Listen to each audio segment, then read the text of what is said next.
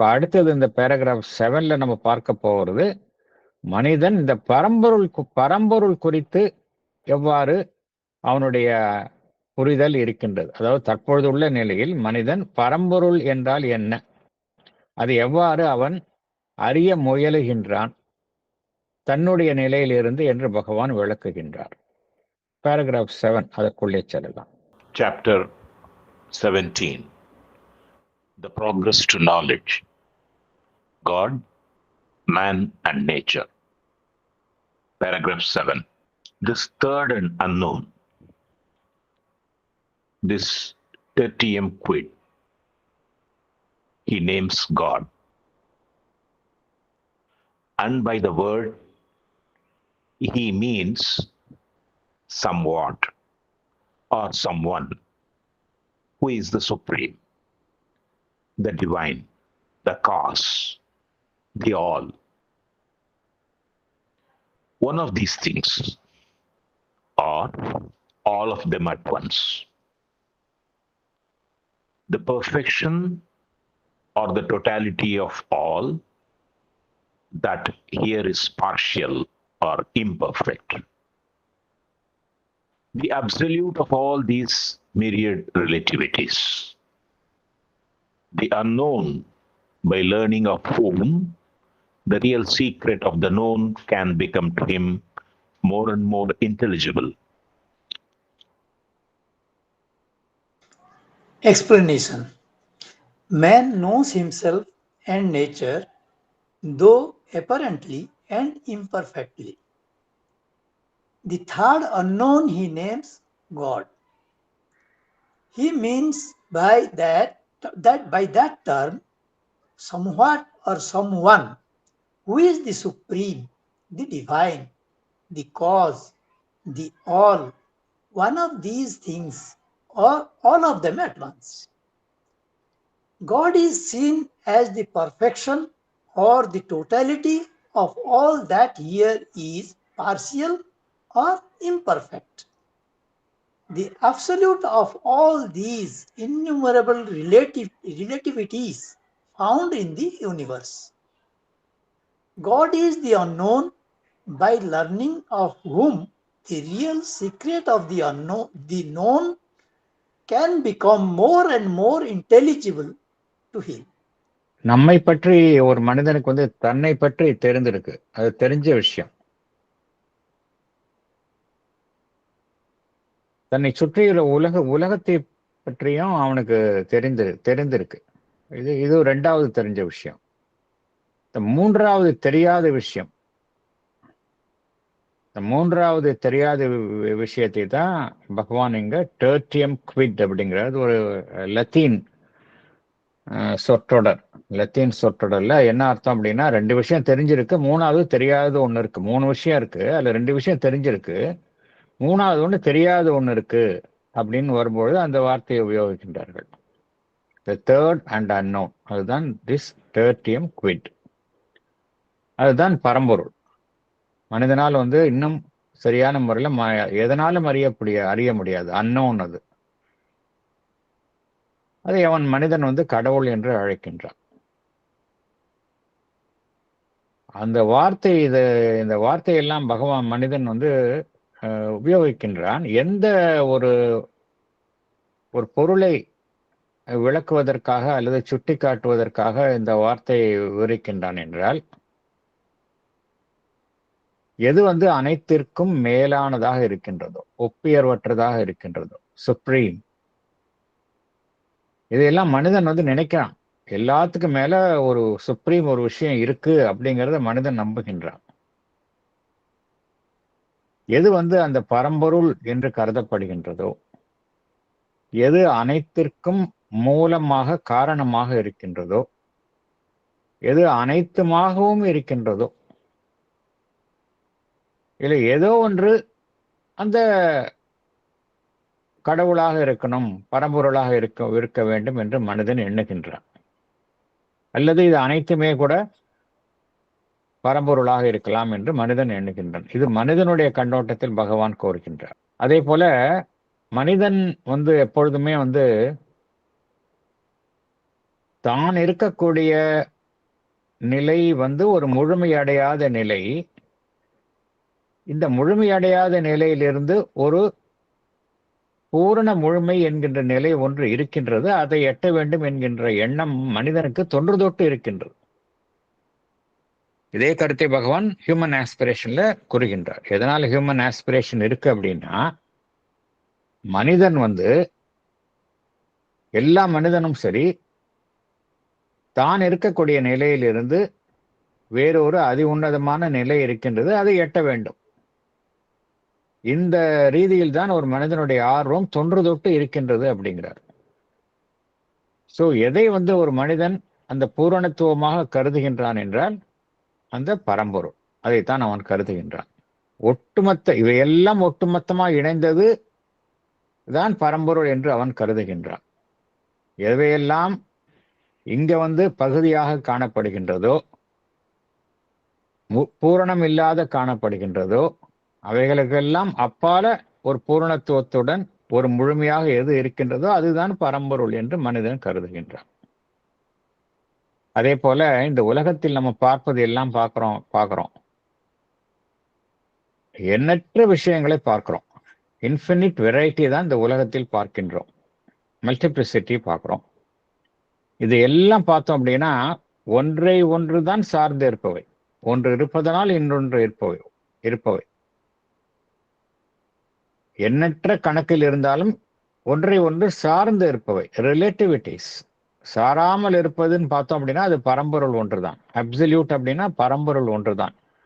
மற்றவை எல்லாம் ஒன்றை ஒன்று சார்ந்து இருப்பவை. சோ இந்த சார்ந்து இருக்கக்கூடிய விஷயங்களுக்கு மேலான ஒரு முழுமுதற் பொருளாக எதை அவன் எண்ணுகின்றான் என்றால் அந்த பரம்பொருளை தான் மனிதன் எண்ணுகின்றான். அதே போல மனிதனால் அறிய முடியாதது எது என்றால் அந்த பரம்பொருள் தான். தி அன்னோன் என்று பகவான் வெவ்வேறு பெயர்களில் பகவான் இங்கே குறிப்பிடுகின்றார். தி அன்னோன், அதை அறிய முடியாததை அறிந்து கொள்வதன் மூலம்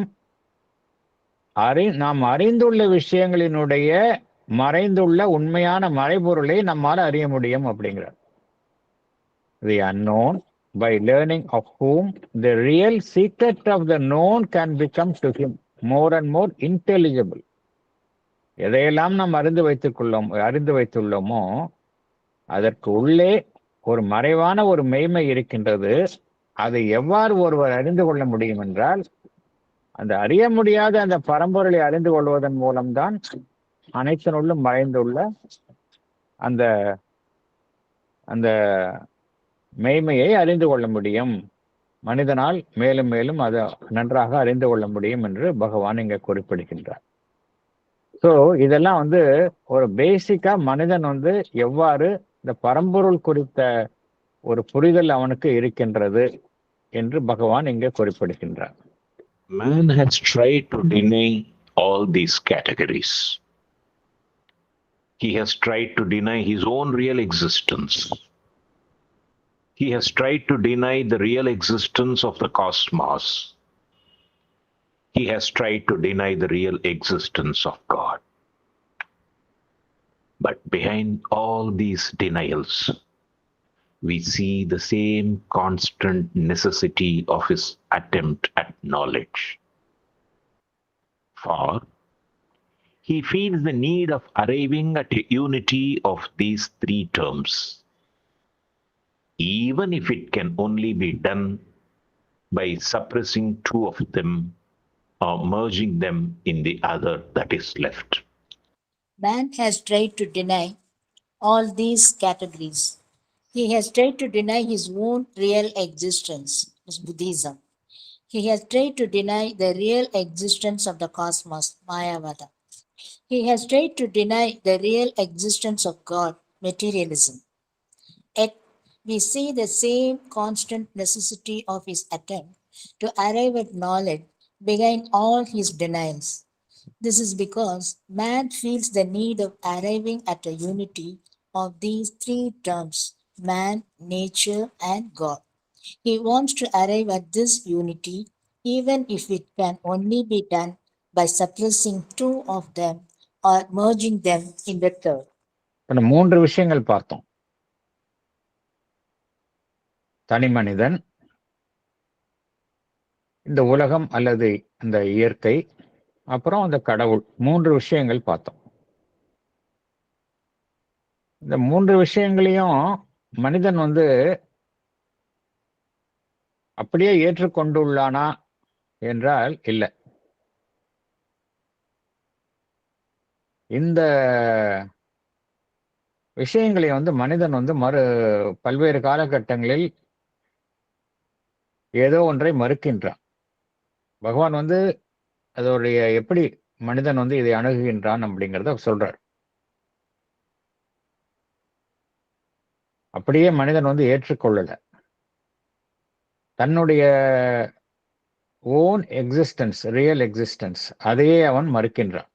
இது யார் வந்து இந்த தன்னுடைய ஓன் எக்ஸிஸ்டன்ஸையே மறுப்பது அப்படின்னு பார்த்தோம் அப்படின்னா, புத்திசம்ல என்ன சொல்றாங்க? மனிதன் என்ப எக்ஸிஸ்டன்ஸ் அப்படிங்கிறது கிடையாது, எல்லாமே சூன்யம்தான். எல்லாமே ஒரு எனர்ஜி தான் இங்க இருக்குது, செயல்படுது. அந்த எனர்ஜி வந்து காஸ் அண்ட் எஃபெக்ட்ல செயல்படுது. அந்த ப்ரீவியஸா ஒரு காரியத்தை செய்கிறோம், it creates a karma, then it creates another result. இப்படியே போது. Once you exhaust all these things, நம்ம ஒண்ணுமில்லாத நிலைக்கு போயிடுவோம். யூ வில் ரிட்டர்ன் டு சூன்யம் அப்படின்னு அவங்க சொல்றாங்க, புத்திசம் சொல்றாங்க. உண்மையிலேயே அவங்க என்ன சொல்றாங்க? இது எக்ஸிஸ்டன்ஸ் அப்படிங்கிறதே கிடையாது அப்படிங்கிறாங்க. வெறும் இந்த காஸ் அண்ட் எஃபெக்ட்ல தான் ஓடிட்டு இருக்கு. ஒன்ஸ் அதுலேருந்து வித்ட்ரா பண்ணணும் அப்படின்னா நேச்சுரலா யூ வில் ஒண்ணுமில்லாத நிலையில நம்ம போயிடுவோம் அப்படின்னு. அதனால அவங்க வந்து அந்த தன்னுடைய எக்ஸிஸ்டன்ஸே மறுக்கிறாங்க. மாயாவாதிகள் என்ன சொல்றாங்க அப்படின்னு பார்த்தோம் அப்படின்னா, பிரம்மன் ஒன்றுதான் உண்மை, மற்றது எல்லாம் பார்த்தோம் அப்படின்னா ஏதோ ஒரு சக்தி, மாயை என்கின்ற சக்தியினால் உருவாக்கப்பட்டது, ஒரு ரியாலிட்டி கிடையாது, அது ஒன்றுதான் உண்மை என்று அவர்கள் கோருகின்றார்கள். இதை பத்தி நம்ம ரொம்ப தெளிவா படிச்சிருக்கோம். ப்ரீவியஸ் சாப்டர்ஸ்ல பகவான் மாயாவாத தியரி என்ன, அது எப்படி வெவ்வேறு கோணங்கள்ல பகவான் வந்து அக்குவேறு ஆணிவேராக அலசி அது எப்படி நம்ம புரிஞ்சுக்கணும் அப்படிங்கிறத பகவான் வந்து ரொம்ப ரொம்ப டீடைல்டா பகவான் லைவ் டிவைன்ல கிளாரிஃபை பண்ணியிருக்கிறார். இது எப்படி அதோட பின்னணி என்ன, அதை எப்படி நம்ம புரிஞ்சுக்கணும் அப்படிங்கிறத பத்தி ரொம்ப அழகாக எக்ஸ்பிளைன் பண்ணியிருக்காரு. ரொம்ப ரொம்ப எக்ஸ்டென்சிவா அவரை விட யாரும் பண்ணியிருக்க முடியாது, அவ்வளோ அழகா பண்ணியிருக்கிறார். அதனால அவங்க என்ன சொல்றாங்க? எல்லாமே there is only one reality, that is Brahman, all else is மாயா அப்படின்னு இந்த மாயாவாதின்னு சொல்றாங்க. மாயாவாதி அத்வைத்தின்னு சொல்றாங்க. பொருள் முதல்வாதிகள், இந்த மெட்டீரியலிஸ்ட் என்ன சொல்றாங்க? அவங்க வந்து இந்த உலகம் ஒன்றுதான் உண்மை, கண்ணால பார்க்குற விஷயம்தான் உண்மை, மற்றதெல்லாம் வந்து உண்மை கிடையாது, பரம்பொருள் இறைவன் அப்படின்னு எதுவுமே கிடையாது அப்படின்னு அவங்க சொல்றாங்க. So denial of one's own existence, denial of the real existence of the cosmos, denial of the real existence of the God. So இந்த 3 விதமான டினையல்ஸும் இங்கே இருந்து கொண்டுதான் இருக்கின்றது. இந்த டினையல்ஸ் மூலமாக மனிதன் எதை சாதிக்க விரும்புகின்றான்? இது வந்து வெறும் டினையல்ஸ் அப்படின்னு, மறுப்புகள் அப்படின்னு எடுத்துக்கலாமா? இதுக்கு பின்னால் உள்ள உண்மை என்ன அப்படின்னு அதுதான் பகவான் சொல்றார். ஒவ்வொரு மறுப்பிற்கும் பின்னால என்ன ஒரு உண்மை இருக்கின்றது என்றால், மனிதன் ஏதோ ஒரு உண்மையை கண்டறிய விரும்புகின்றான். அனைத்திற்கும் பின்னால் உள்ள உண்மையை கண்டறிய விரும்புகின்றான். அனைத்திற்கும் பின்னால் உள்ள அந்த அறிவை, இந்த ஞானத்தை எட்ட விரும்புகின்றான். இந்த மறுப்புகள் இருந்தாலும் கூட மனிதனுடைய எந்த முயற்சி தொடர்ந்து இருந்து கொண்டே இருக்கின்றது என்றால் அந்த ஞானத்தை எட்டுவது. இந்த முயற்சி வந்து பார்த்தோம் அப்படின்னா தொடர்ந்து இருந்து கொண்டே இருக்கின்றது. ஈவன் பகவான் வந்து அந்த டினைல் ஆஃப் த மெட்டீரியலிஸ்ட் என்கின்ற அந்த 2வது சாப்டர்ல, லைஃப் டிவைன்ல 2வது சாப்டர்ல கூட என்ன கூறுகின்றார்? மெட்டீரியலிஸ்ட் வந்து அந்த அக்னாஸ்டிக் அப்படிங்கிறார் பகவான். அக்னாஸ்டிக் என்றால் இப்பொழுது நான் நம்பவில்லை, இப்பொழுது இருக்கக்கூடிய உண்மைகளின் அடிப்படையில் நான் இந்த விஷயத்தை நான் ஏற்றுக்கொள்ள மாட்டேன். பின்னர் எனக்கு வேறு ஏதாவது உண்மைகள் கிட்டும் வரை இந்த நிலைப்பாட்டில் தான் இருப்பேன் என்பதுதான் அவர்களுடைய நிலைப்பாடு. அதனால அவங்க மெட்டீரியலிஸ்ட் கூட அவங்க என்ன சொல்றாரு அப்படின்னா, பகவான் என்ன கூறுகின்றார், அவர்கள் இருக்கக்கூடிய நிலையில அதே நிலையில இருந்துவிட முடியாது அப்படிங்கிறார். ஏன்னா அவர்களுடைய அந்த ஹொரைசன் விரிவாகி கொண்டே போகும். இப்போ ஒரு நிலைப்பாடு இருக்கும், அப்புறம் அடுத்தது அந்த நிலைப்பாடை மாற்றிக்கொள்வார்கள், இறுதியில வேறொரு நிலைப்பாட்டை எடுப்பார்கள். இறுதியில அவங்க உண்மையிலேயே அவங்க சின்சியரா இருந்தாங்கன்னா அந்த ரியல் நாலேஜுக்கு அவங்களும் போக முடியும் தான் பகவான் சொல்றார். Provided they are open. அதனால இந்த எல்லா மறுப்புகளும் பார்த்தோம் அப்படின்னா எதை சுட்டி காட்டுகின்றன என்றால், அந்த உண்மையான ஞானத்தை அடையும் முயற்சியைத்தான் சுட்டி காட்டுகின்றன அப்படிங்கிறார். மனிதனுக்குள்ள என்ன ஒரு அடிப்படையான தேவை இருக்கின்றது என்றால், தான் காணுகின்ற இந்த 3 விஷயங்கள் இதற்கு பின்னால ஒரு ஒருமை இருக்கின்றது, அதை எட்ட வேண்டும் என்கின்ற ஒரு தேவை மனிதனுக்குள்ள இருக்கின்றது என்று குறிப்பிடுகின்றார். அதாவது மனிதனால் இந்த விஷயத்தை வெளியில வார்த்தைகளின் மூலம் சொல்ல முடியவில்லையே தவிர, அவனுடைய முயற்சிகளுக்கு பின்னால மறைந்துள்ள அந்த ஒரு நோக்கம் என்னவாக இருக்கின்றது என்றால், தான் காணக்கூடிய அந்த 3 வேறுபட்ட விஷயங்களுக்கு இடையே ஒரு ஒருமைத்தன்மையை அடைய வேண்டும் என்கின்ற ஒரு தேவையை மனிதன் உணர்ந்திருக்கின்றான் என்று குறிப்பிடுகின்றான். இதுதான் ஹியூமன் ஆஸ்பிரேஷன்ல பேசிக்கா இருக்குது. ஹியூமன் ஆஸ்பிரேஷன்ல இந்த டிவிஷன்லேருந்து ஒன்னஸுக்கு போறது தான் அடிப்படையிலே இருக்கின்றது. என்ன காரணம் அப்படின்னா, நம்மளுடைய மூலம் அந்த பரம்பொருள் தான். இந்த யூனிட்டியில தான் டிவிஷனா இருக்கு. டிவிஷனும் பார்த்தோம் அப்படின்னா அண்டர்லைங் யூனிட்டி இருக்கு. அதனால மாறுபட்ட விஷயங்களாக காணப்பட்டாலும் அனைத்திற்கும் பின்னால் உள்ள அந்த ஒருமைத்தன்மையைத்தான் மனிதன் நாடுகின்றான் என்று குறிப்பிடுகின்றான். ஒருமைத்தன்மையை நாடுவதில் சமயத்தில் என்ன நடைபெறுகின்றது என்றால், சில சமயம் ஏதோ ஒரு 2 விஷயங்களே ஒரு மனிதன் பின்னுக்கு தள்ளுகின்றான், அதை அவன் மறைக்கின்றான், அதை அவன் அமுக்கி வைக்கின்றான், சப்ரஸ் பண்றான். அந்த விஷயத்தை மனிதன் கீழே அமுக்கி வைத்து வேறு ஏதோ ஒரு விஷயத்தை மாத்திரம் அவன் மேலோட்டமாக வெளிப்படையாக அவன் வெளிப்படுத்த விரும்புகின்றான். அல்லது என்ன செய்கின்றான்,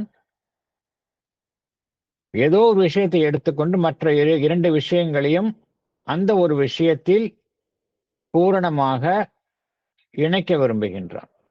அதாவது மனிதனுடைய க்ரூட் அட்டம்ப்ட்ஸ் இதெல்லாம். எல்லாத்துக்கு பின்னால ஒரே மேய்மைதான் என்கின்ற உண்மையை அறிந்து கொள்ளும் பொழுது அவன் எதையும் விளக்க வேண்டும், அழுத்த வேண்டும் என்கின்ற ஒரு தேவை இருக்காது. ஆனால் இங்க மனிதன் புரிந்து கொள்ளாத நிலையில செயல்படுவதனால மனிதன் ஒருமையை எட்ட வேண்டும் என்கின்ற முயற்சியில் என்ன செய்கின்றான், ஏதோ ஒரு 2 விஷயத்தை அவன் ஒன்று விளக்குகின்றான், இல்லை தான் அறிந்த ஒன்றில் அனைத்தையுமே அவன் இரண்டரை கலந்து விட முயற்சிக்கின்றான். இதுதான் மனிதன் செய்து கொண்டிருக்கின்றான். அதனால நம்ம என்ன இங்க பகவான் கூறுகின்றார் என்றால், இந்த மறுப்புகள் என்பது தொடர்ந்து மனிதன் செய்து கொண்டிருக்கின்றான். மேலோட்டமாக பார்ப்பதற்கு இந்த மறுப்புகள் என்பது ஒரு நிலைப்பாட்டை உறுதி செய்து கொள்ளும் வண்ணம் காணப்பட்டாலும், இந்த மறுப்புகளுக்கு பின்னால் உள்ள உண்மை என்னவென்றால், மனிதன் மேலும் மேலும் அனைத்திற்கும் பின்னால் உள்ள உண்மையை நாட விரும்புகின்றான் என்றுதான் பகவான் குறிப்பிடுகின்றான். அனைத்திற்கும் பின்னால ஏதோ ஒரு பொதுவான ஒரு உண்மை இருக்கணும், அதை நாம் எட்ட வேணும் அப்படிங்கிறான். அதுல சில தவறுகளை செய்கின்றான். என்ன செய்கின்றான், ஏதோ 2-3 அவன் பார்க்கக்கூடிய இந்த விஷயங்கள்ல ஏதோ ஒரு விஷயத்தை அவன் அதற்கு தேவையான முக்கியத்துவம் பின்னுக்கு தள்ளுகின்றான், ஏதோ ஒரு விஷயத்தை மிகைப்படுத்துகின்றான், அல்லது அந்த ஏதோ ஒரு விஷயத்தில் மற்ற 2 விஷயங்களை அடையாளம் காண முடியாத அளவுக்கு அதில் கலக்க விரும்புகின்றான். இத்தகைய தவறுகளை மனிதன் செய்கின்றான். பட் என்னதான் இது தவறுகளா இருந்தாலும், மறுப்புகளா இருந்தாலும், பின்னால் காணப்படும் உண்மை என்னவென்றால், மனிதன் அனைத்திற்கும் பின்னால் உள்ள அந்த ஒருமையை தான் காண விரும்புகின்றான் அப்படிங்கிறார். To do that, he affirms only himself as cause and all the rest as mere creations of his mind. Or he affirms only nature and all the rest as nothing but phenomena of nature energy. Or he affirms only God, the Absolute, and all the rest as no more than illusions which that thrusts upon itself or on us by an inexplicable Maya. None of these denials can wholly satisfy. None solves the entire problem or can be indisputable and definitive. Least of all, the one to which his sense-governed intellect is most prone, but in which it can never persist for long. The denial of God is a denial of his true quest and his own supreme ultimate. In order to arrive at a unity, he affirms himself as cause and all the rest as mere creations of his mind. Or he affirms only nature and considers all the rest as nothing but phenomena of nature energy. Or he affirms only God, the Absolute, and treats all the rest as mere illusions. The illusions which the Absolute thrusts upon itself are on us by an inexplicable Maya. None of these denials can wholly satisfy him. None solves the entire problem. None can claim itself to be indisputable and definitive. The sense-governed intellect of man, the physical mind governed by 5 senses, is most prone to make these denials, but it can never persist for long in those denials. The denial of God is a denial of his true quest and his own supreme ultimate. இந்த மறுப்புகள் எல்லாம் பார்த்தோம் அப்படின்னா, மனிதனை அவனுக்கு திருப்தி அளிக்கும் வகையில் எவ்வித உண்மையையும் அவனுக்கு வழங்குவது இல்லை. இந்த நிறைய மறுப்புகள்லாம் பார்க்குறோம். இல்லை, எந்த மறுப்பும் சரி, மனிதனுக்கு திருப்தி அளிக்கும் வகையில் எந்த விதமான ஒரு தீர்வையும் அவனுக்கு வழங்குவது இல்லை.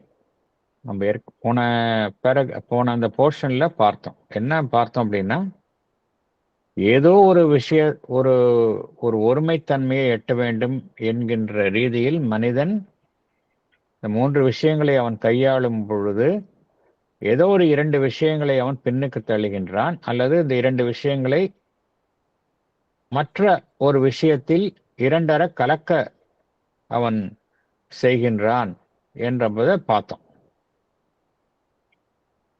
அவ்வாறு செய்வதற்காக என்ன செய்கின்றான் அப்படிங்கும் பொழுது,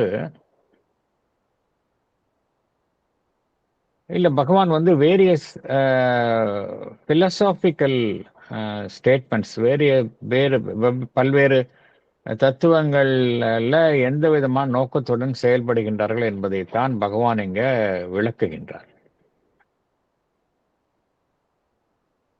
ஒன்று என்ன அப்படின்னா, he affirms only himself as cause and all the rest as mere creation of his mind என்று பகவான் குறிப்பிடுகின்றார். இது என்ன பிலாசபி? அதாவது மனிதன் தான் உண்மை, எல்லாமே அவனுடைய மனதினுடைய உருவாக்கங்கள் தான் அப்படிங்கிறது அது ஒரு மாதிரி ஒரு கோட்பாடு. அது பகவான் வந்து இங்க எதை மீன் பண்றாருன்னு பார்த்தோம் அப்படின்னா, ஈவன் தோ பகவான் இங்க தெளிவாக கூறல அப்படின்னா கூட, சில மேற்கத்திய தத்துவ கோட்பாடுகள்ல அதுல பார்த்தோம் அப்படின்னா, அதுல என்ன எஸ்பெஷலி இந்த பிரெஞ்சு பிலாசபர் வந்து டக்கார்ட், DESKCART, டக்கார்ட் அப்படிங்கிற ஒரு என்ன சொல்றாரு, ஐ திங்க் தேர்ஃபோர் ஐ ஆம், நான் திங்க் பண்றேன், அதனால நான் தான் இருக்கிறேன், வேற யாரும் கிடையாது, எல்லாமே என்னுடைய கிரியேஷன்ஸ் தான் அப்படின்னு ஒரு வெஸ்டர்ன் பிலாசபிக்கல் ஸ்கூல்ஸ். மனிதன் தான் எல்லாம், மனிதனை தவிர வேற எதுவுமே இல்லை, எல்லாமே மனதினுடைய உருவாக்கங்கள் தான் அப்படிங்கிற ஒரு திங்கிங். பொதுவா மனிதன் இப்படியெல்லாம் சிந்திக்கிறான் அப்படிங்கிறார். பகவான் வந்து வகை பொதுவாக கொடுக்கின்றார். எதன் அடிப்படையில் இந்த கருத்தை கூறுகின்றார் என்றால், உலகத்துல வந்து நிலவக்கூடிய பல்வேறு கோட்பாடுகள், அதன் அடிப்படையில் தான் பகவான் இந்த கருத்துக்களை கூறுகின்றார். இது ஒரு வகையான thinking. Man affirms only himself as cause and all the rest as mere creations of his mind. இது ஒரு திங்கிங். அடுத்த திங்கிங் என்ன அப்படின்னு பார்த்தோம் அப்படின்னா, எல்லாமே இங்க காணுவது எல்லாமே இயற்கை, the physical nature, அது ஒன்றுதான் உண்மை. மற்ற விஷயங்கள் எல்லாமே அந்த இயற்கையை சார்ந்து செயல்படும் சக்தி, அவ்வளவுதான். இது யாரு சொல்றாங்க அப்படின்னா, நம்ம மெட்டீரியலிஸ்ட். அவங்கள பொறுத்த வரைக்கும் இந்த பிசிக்கல் வேர்ல்டு தான் ரியல். பிசிக்கல் வேர்ல்டை தவிர அதற்கு பின்னாடி எதுவும் கிடையாது, அதுக்கு மேலே எதுவும் கிடையாது என்பதுதான். ஒரு சயின்டிஸ்ட போய் சொன்னோம் அப்படின்னா, அவங்க எல்லாத்தையும் அந்த சயின்டிபிக்கா பார்ப்பாங்க. எல்லாமே நேச்சர் அப்படிதான் பார்ப்பாங்க. மனிதனுடைய உடல், அதனுடைய செயல்பாடுகள், உலகத்துல இருக்கக்கூடிய பொருள்களினுடைய செயல்பாடுகள், எல்லாத்தையும் அவங்க வந்து எப்படி பகுத்தாய்வார்கள் என்றால், அதனுடைய பிசிக்ஸ் அண்ட் கெமிஸ்ட்ரி, பயாலஜி இப்படிதான் அவங்க வந்து பார்ப்பாங்க. விஷயத்துக்கும் உள்ள இருக்கக்கூடிய அந்த இயற்கையினுடைய செயல்பாடுகளின் வழியாகத்தான் பார்ப்பாங்களே வழியா அதை தாண்டி அவங்க போக மாட்டாங்க. எல்லாமே வந்து அந்த இயற்கையினுடைய சக்தி, நேச்சர் எனர்ஜியினுடைய செயல்பாடுகள் என்றுதான் அவர்கள் பார்ப்பார். இது ஒரு விதமான ஒரு சிந்தனை. மூன்றாவது சிந்தனை என்ன அப்படி இருக்கு அப்படின்னா, எஸ்பெஷலி இந்த பகவான் வந்து இந்த ரெஃப்யூசல் ஆஃப் த அசெட்டிக் அப்படிங்கிற சாப்டர், மூன்றாவது சாப்டர்ல ரெஃப்யூசல் ஆஃப் த அசெட்டிக்ல என்ன சொல்றாரு அப்படின்னா, பரம்பொருள் குறித்த அந்த அனுபவத்தை எட்டியவர்கள் வந்து அந்த அனுபவத்தை அவர்கள் ஒன்ஸ் அதை அடைந்த பின்பு அவர்களுடைய முந்தைய அனுபவங்கள் அது எல்லாமே வந்து பொய்மையாக அவர்களுக்கு தோன்றும் அப்படிங்கிறார். என்ன காரணத்தினால இந்த உலகத்தை மாயை என்று கூறுவதும் பரம்பொருள் ஒன்றுதான் உண்மை என்று எதனால் அவர்கள் கூறுகின்றார்கள் என்பதை பகவான் அங்கு அழகாக விளக்கியுள்ளார். இதுல என்ன கூறுகின்றார், அந்த அனுபவம் வந்து ஒரு மகோன்னதமான அனுபவம் அப்படிங்கிறார். அந்த பரம்பொருள் குறித்த அனுபவத்தை ஒருவர் எட்டியவுடன் அந்த அனுபவம் வந்து ஒரு மகோன்னதமான அனுபவமா இருக்கும். ஒன்ஸ் அதுல போயிட்டாங்க அப்படின்னா அதுல இருந்து திரும்பி இந்த உலகம் சார்ந்த நிலைக்கு அவர்கள் திரும்புவதற்கு விரும்புவது இல்லை அப்படிங்கிறார். ஏன்னா அதனால என்ன சொல்வார்கள், தன்னுடைய முந்தைய நிலை என்பது ஒரு பொய்யான நிலை, தற்பொழுது அடைந்துள்ள நிலைதான் மெய்யான நிலை என்று அவர்கள் கூறுவார்கள். அதுதான் நெகேஷன், அந்த ரெஃப்யூசல் ஆஃப் த அசெப்டிக். அதற்கும் பகவான் காரணம் கூறுகின்றார். எதனால அவங்க கூறுனாங்க அப்படின்னா, அவங்களால வந்து அந்த பரம்பொருளையும் இந்த உலகத்தையும் அவர்களால வந்து அதற்குள்ள இரண்டுக்கும் இடையே உள்ள இணைப்பை அவர்களால வந்து கண்டுகொள்ள முடியவில்லை. They were not able to explain the world in terms of the divine அப்படிங்கிறார்.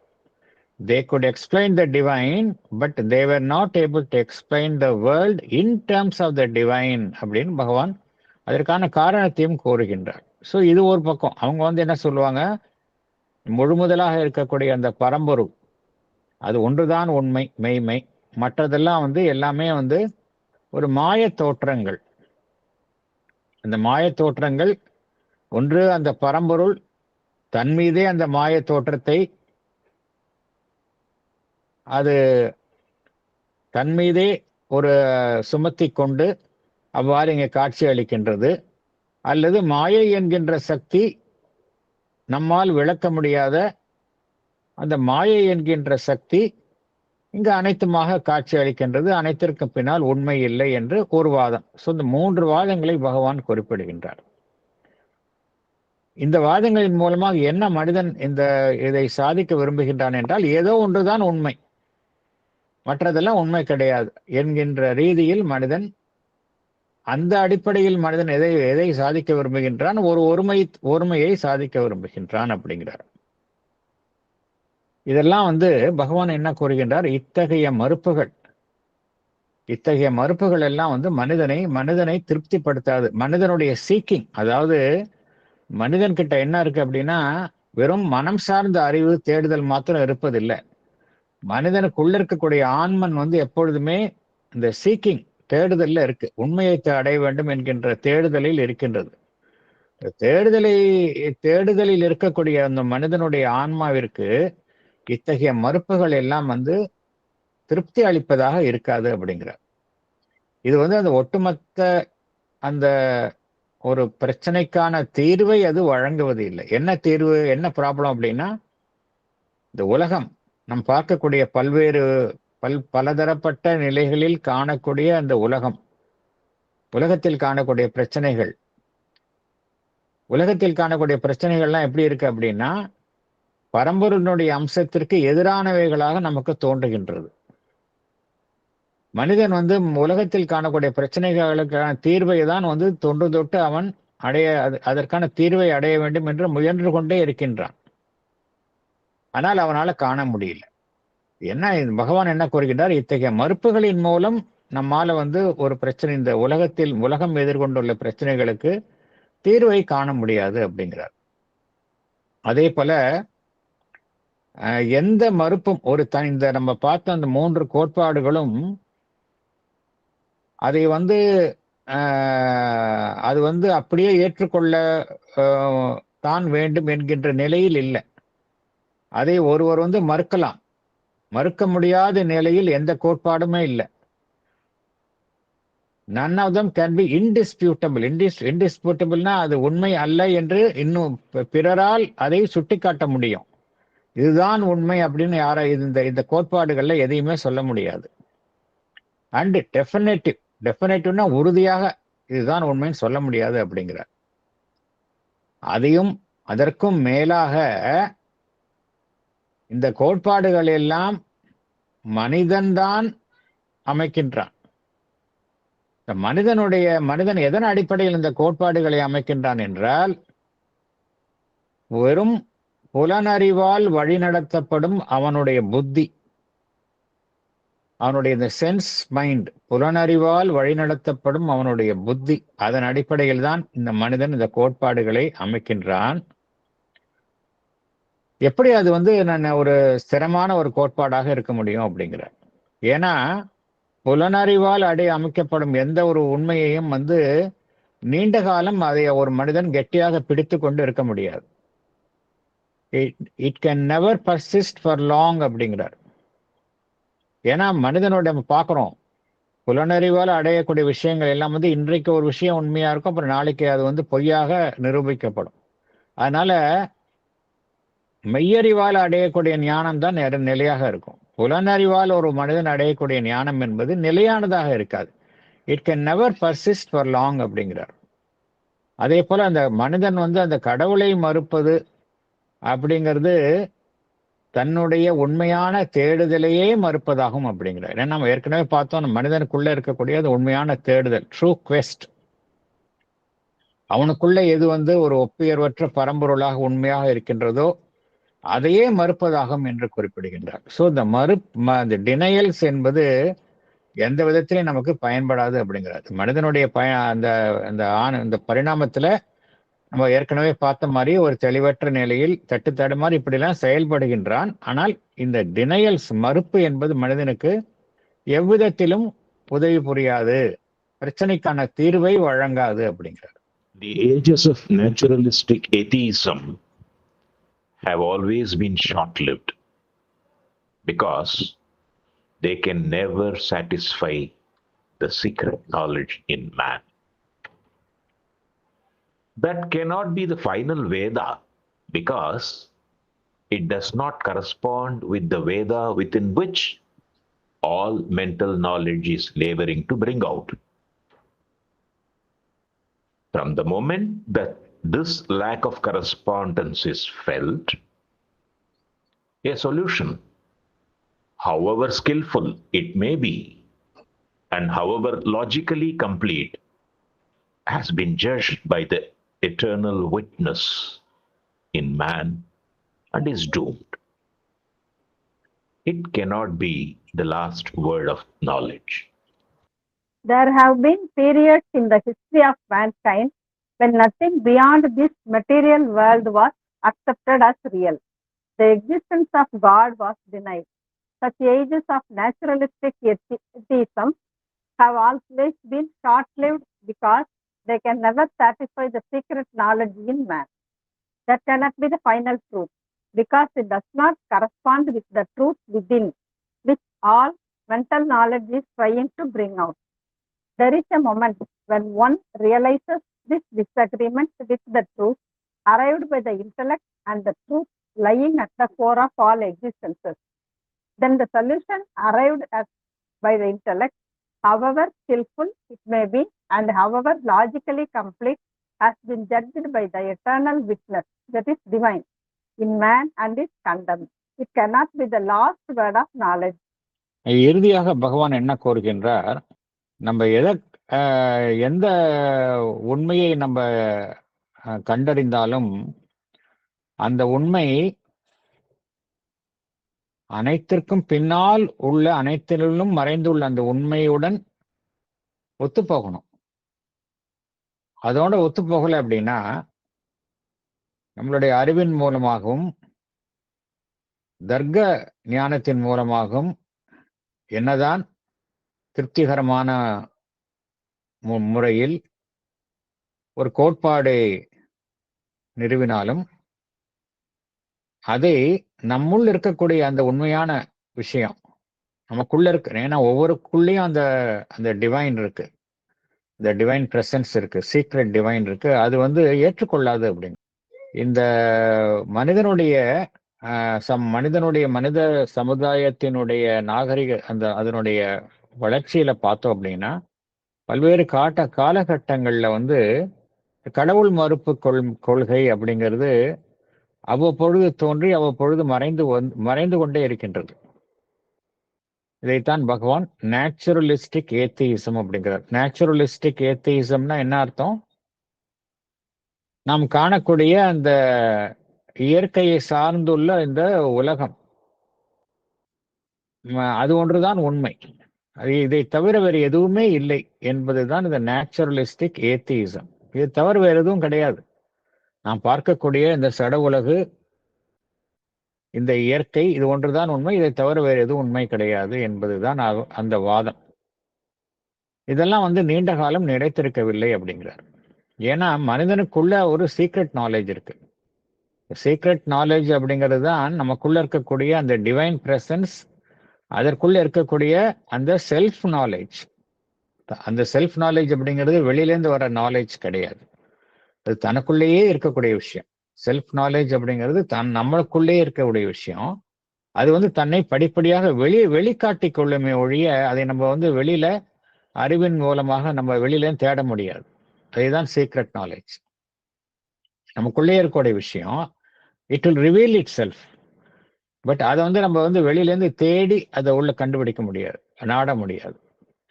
ஒவ்வொருவருக்குள்ளேயும் அந்த சீக்ரெட் நாலேஜ் அப்படிங்கிறது இருக்கு. அதுக்கு தெரியும் எது உண்மை. இது நம்ம psychic knowledge of the self அதைத்தான் பகவான் இங்கே குறிப்பிடுகின்றார். அதுக்கு தெரியும், அதுக்கு வந்து ரொம்ப அன்மிஸ்டேக்கபிள் டேர்ம்ஸ்ல தெரியும், இது உண்மை இது பொய் அப்படிங்கிறது தெரியும். அதனால எந்த விதமான மறுப்பும் சரி, அதை வந்து நமக்குள்ள இருக்கக்கூடிய அந்த மறைந்திருக்கக்கூடிய மறைவாக இருக்கக்கூடிய அந்த ஞானம் அது ஏற்றுக்கொள்ளாது, அதை திருப்திப்படுத்தாத, அதை அது வந்து இதனால் திருப்தி அடையாது என்று குறிப்பிடுகின்றார். அது வந்து ஒரு இறுதியான உண்மையாக இருக்க முடியாது அப்படிங்கிறார். That cannot be the final Veda. வேதான்னு என்ன பகவான் குறிப்பிடுகின்றார்? The secret knowledge அல்லது ட்ரூத், அனைத்திற்கும் பின்னால் உள்ள அந்த உண்மை. That cannot be the final Veda அப்படிங்கிறார். ஏன் அப்படின்னா, but it does not correspond with Veda within. நமக்குள்ள இருக்கக்கூடிய அந்த நாலேஜ், அந்த செல்ஃப் நாலேஜ், செல்ஃப் நாலேஜுக்கும் வெளியில இருக்கக்கூடிய நாலேஜுக்கும் கம்பேட்டபிலிட்டி இல்லை, முரண்பட்டுது அப்படின்னா நமக்குள்ள இருக்கக்கூடிய அந்த செல்ஃப் நாலேஜ் வந்து இந்த வெளியில இருக்கக்கூடிய நாலேஜ் ஏத்துக்காது. It does not correspond with Veda within அப்படிங்கிறார். நம்மளுடைய எல்லா விதமான மனம் சார்ந்த அறிவும் வந்து எதை மிகவும் பிரயத்தனப்பட்டு வெளியில் கொண்டு வருகின்றன என்றால் நமக்குள்ள இருக்கக்கூடிய அந்த சீக்ரெட் நாலேஜ், அதைத்தான் வெளியில் கொண்டு வர முயற்சிக்கின்றன. அவ்வாறு இருக்கையில் நம்ம என்ன விதமாக வெளியில வந்து ஒரு உண்மையை வந்து நிறுவ முயற்சித்தாலும் அது நமக்குள்ள இருக்கக்கூடிய அந்த ரியல் நாலேஜ், சீக்ரெட் நாலேஜ் அதோட ஒத்து போகல அப்படின்னா அந்த வெளியில நம்ம கண்டுபிடிச்ச உண்மையை வந்து நமக்குள்ள இருக்கக்கூடிய அந்த ரியல் செல்ஃப் வந்து ஏற்றுக்கொள்ளாது அப்படிங்கிறார். இந்த ஒரு ஒத்திசைவின்மை, the lack of correspondence என்ன அர்த்தம்? வெளியில ஒரு உண்மையை நம்ம மனம் வந்து புலன்களின் மூலமாக ஒரு உண்மையை சொல்கின்றது, ஆனா நமக்குள்ள இருக்கக்கூடிய அந்த ரியல் செல்ஃப் வந்து அதை ஏற்றுக்கொள்ள மறுக்கின்றது. இதுதான் லேக் ஆஃப் கரஸ்பாண்டன்ஸ். இது எப்பொழுது ஒருவருக்கு கிட்டும் அப்படின்னா, ஒன்ஸ் அவருக்குள்ள இருக்கக்கூடிய அந்த ரியல் செல்ஃப் சைக்கிக் பீயிங் வீழ்த்தி கொள்ளும் பொழுது அப்போ வந்து என்ன ஆயிடும், இந்த உண்மையை ஏற்றுக்கொள்ள அவருடைய உண்மையான ஜீவன் மறுக்கும். From the moment that this lack of correspondence is felt, அப்போ வந்து என்ன செய்யும் அது?